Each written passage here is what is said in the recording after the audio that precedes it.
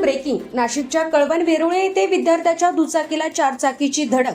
एका विद्यार्थ्याचा जागीच मृत्यू, 2 विद्यार्थी गंभीर जखमी. कळवण तालुक्यातील वेरुळे परिसरात झालेल्या भीषण अपघातात एक विद्यार्थी हेमराज परसराम गावित हा जागीच मृत्यू झाला आहे, तर अन्य 2 विद्यार्थी गंभीर जखमी झाले आहेत. जखमी विद्यार्थ्यांना तातडीने शासकीय रुग्णालयात उपचारासाठी दाखल करण्यात आले असून त्याच्यावर उपचार सुरू आहेत.